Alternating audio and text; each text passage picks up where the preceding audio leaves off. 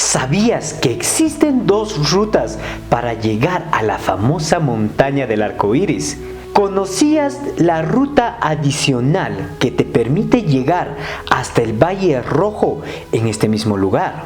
Asimismo, ¿conoces cuáles son aquellas rocas que permiten esta coloración muy particular en esta montaña? Bienvenido a la montaña del arco iris, Vinicunca, en los Andes del Cusco.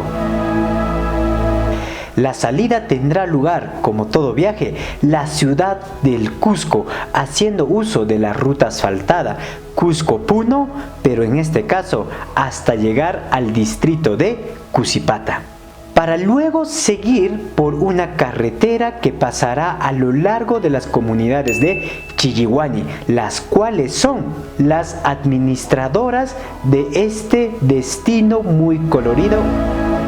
El viaje en carro nos permitirá llegar hasta el sector conocido como Llacto o Llacto Pampa. A toda esta ruta por la cual hemos recorrido se le conoce como la entrada de Cusipata porque lleva el nombre de este distrito. Como en toda caminata, ahora te muestro este mapa altitudinal, el cual nos permitirá conocer los sectores, las altitudes, asimismo la distancia para llegar a este maravilloso destino de la montaña arcoíris. Mi nombre es Ever, bienvenido a tu canal de viajes, Forever Perú. Yo y mi mochila te mostramos la ruta a Vinicunca por el distrito de Cusipata. Esta caminata tiene una pendiente ligera cuesta arriba.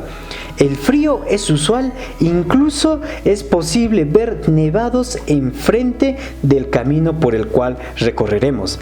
El Nevado del Inca es el que más resalta por su cercanía. A pesar que la distancia que vamos a recorrer solo de ida es de 3.5 kilómetros, muchos de los caminantes sienten la dificultad para llegar a este destino colorido. Las recomendaciones que te puedo brindar como guía de turismo son realizar esta visita el último día que vayas a estar en la ciudad del Cusco para que te permita tener una aclimatización, además que durante esta caminata seguir las recomendaciones que te brindará el guía. Asimismo, contratar el servicio de una agencia formalizada. Incluso tomando estas recomendaciones, hay muchas personas que al llegar sienten el impacto del mal de altura. Para ellos es recomendable hacer uso de los caballos. El uso de estos animales es un tema muy delicado. Incluso tomando los caballos tendrás que caminar la última parte, curiosamente el sector más empinado y por consecuencia el más desafiante para llegar a lo alto de esta montaña, desde donde se aprecia la montaña del arco iris.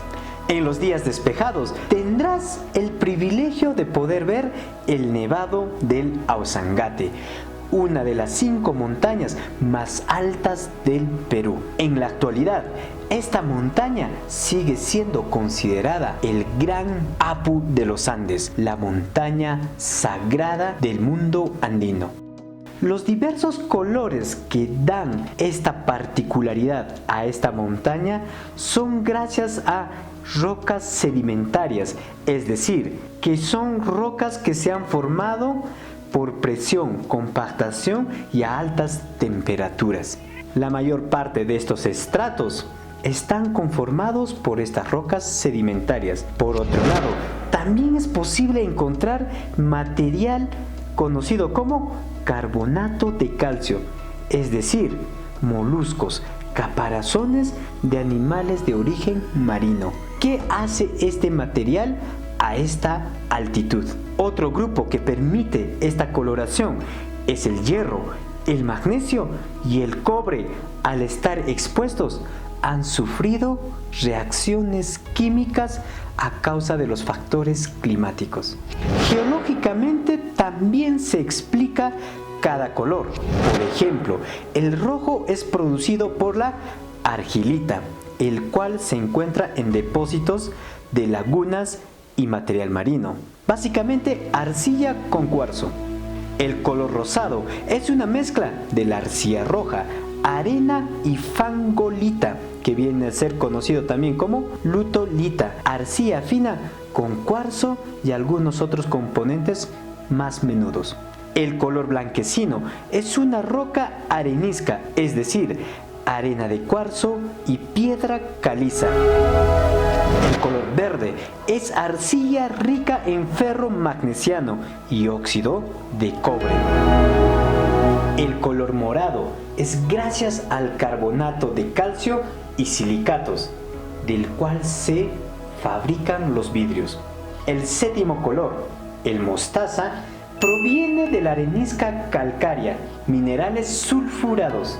Después de la visita colorida, tendremos la oportunidad de ir en dirección del Valle Rojo de Josefina. Es de recalcar que este trayecto usualmente solo se hace en grupos privados. El siguiente mapa altitudinal, el cual te muestro, nos permitirá conocer la altitud, los sectores y la distancia adicional que nos tocará realizar a lo largo de esta caminata poco usual. Para el retorno y ubicarnos con el transporte tenemos dos rutas. La primera, la más empinada y desafiante para todo caminante por el desnivel que se tiene que caminar y porque no existe un camino bien acondicionado. Esta primera ruta nos permite llegar hasta el sector de Yacto, en donde iniciamos con nuestra caminata. La segunda ruta es la más distante y tendrá que ser bien organizada, ya que esta culminará en esta parte del valle, en donde el conductor tendrá que esperar al grupo. Cualquiera sea la ruta que tú quisieras realizar, depende mucho del tipo de servicio que vayas a tomar cuando vayas a estar en la ciudad del Cusco. En el siguiente video te mostraré la ruta por Pitumarca, la cual tiene menos distancia para caminar. Incluso si tomas un servicio privado, tendrás la oportunidad de bajar al valle de Huaynama, en donde se encuentra este peculiar río rojo. De esta manera habremos culminado con el segundo destino más visitado en la ciudad del Cusco. Acompáñame en la siguiente aventura. Yo y mi mochila te seguimos mostrando más montañas coloridas. No te olvides de suscribirte a este tu canal de viajes.